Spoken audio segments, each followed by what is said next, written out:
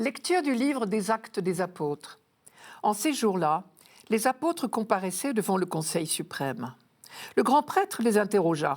« Nous vous avions formellement interdit d'enseigner au nom de celui-là. Et voilà que vous remplissez Jérusalem de votre enseignement.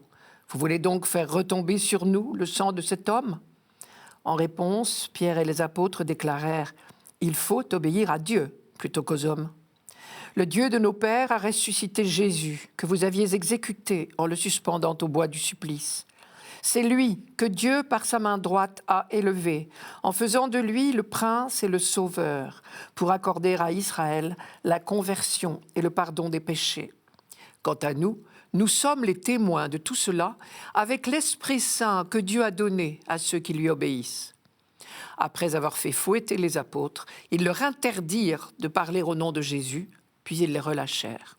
Quant à eux, quittant le Conseil suprême, ils repartaient tout joyeux d'avoir été jugés dignes de subir des humiliations pour le nom de Jésus. Les apôtres viennent d'être flagellés à cause de leur prise de parole sur Jésus. On les relâche et voilà qu'en sortant du tribunal, saint Luc nous dit, ils repartaient tout joyeux d'avoir été jugés dignes de subir des humiliations pour le nom de Jésus, comme s'ils avaient été décorés du titre de prophète. Peut-être ont-ils alors repensé à la parole de Jésus. « Heureux êtes-vous lorsque les hommes vous haïssent, lorsqu'ils vous rejettent et qu'ils insultent et proscrivent votre nom comme infâme à cause du Fils de l'homme. Réjouissez-vous ce jour-là et bondissez de joie, car voici, votre récompense est grande dans le ciel. » C'est en effet de la même manière que leur père traitait les prophètes. C'est au chapitre 6 de l'évangile de Luc. Ils se rappellent aussi cette phrase que Jésus leur avait dite « Ils m'ont persécuté, ils vous persécuteront vous aussi. » Ici, que s'est-il passé ? Ce n'est pas la première fois que les apôtres, Pierre et Jean, comparaissent devant le Sanhédrin, c'est-à-dire le tribunal de Jérusalem. Le même qui a condamné Jésus quelques semaines plus tôt. Déjà une fois, après la guérison du boiteux de la Belle Porte, un miracle qui avait fait beaucoup de bruit dans la ville, ils avaient été arrêtés, emprisonnés une nuit, puis interrogés et interdits de parole. Mais on les avait finalement relâchés. Dès leur remise en liberté, ils avaient recommencé à prêcher et à faire des miracles. Ils ont donc été arrêtés une seconde fois, mis en prison. Mais ils ont été délivrés miraculeusement pendant la nuit par un ange du Seigneur. Évidemment, cette délivrance miraculeuse n'a fait que galvaniser leurs énergies. Et ils ont recommencé à prêcher de plus belle.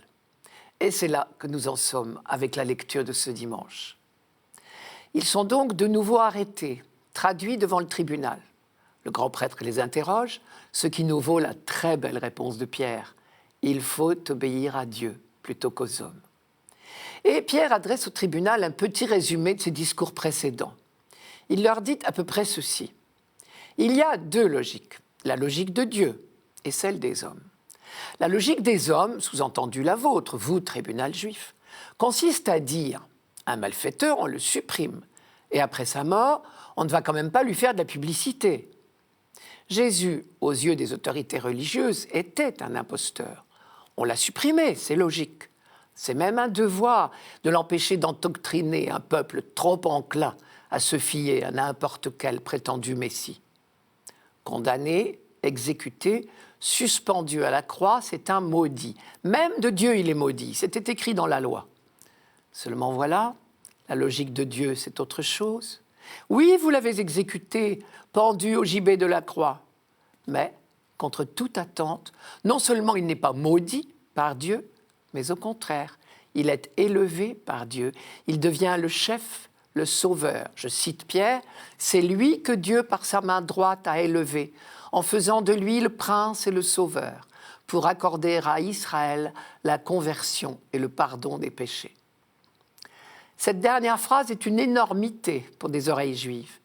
Si la conversion et le pardon des péchés sont accordés à Israël, cela signifie que les promesses sont accomplies.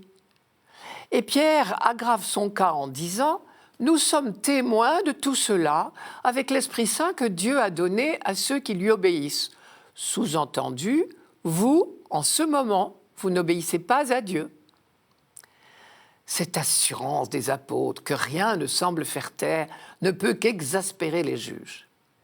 Et plusieurs d'entre eux ne voient plus qu'une solution, les supprimer, comme on a supprimé Jésus. Et c'est là qu'intervient un homme extraordinaire, Gamaliel. Entre parenthèses, c'est lui qui fut le professeur de Saül de Tarse, le futur saint Paul.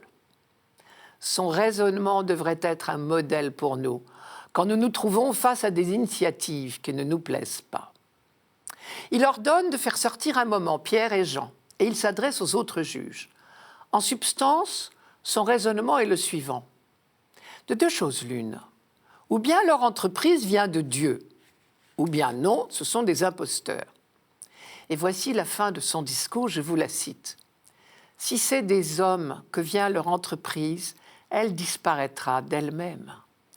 Si c'est de Dieu, vous ne pourrez pas les faire disparaître et n'allez pas risquer de vous trouver en guerre avec Dieu. » Si Gamaliel prenait la parole aujourd'hui, sans doute reconnaîtrait-il que l'Église est bien une entreprise de Dieu. Depuis 2000 ans, elle a résisté à tout, même à nos faiblesses et à nos insuffisances.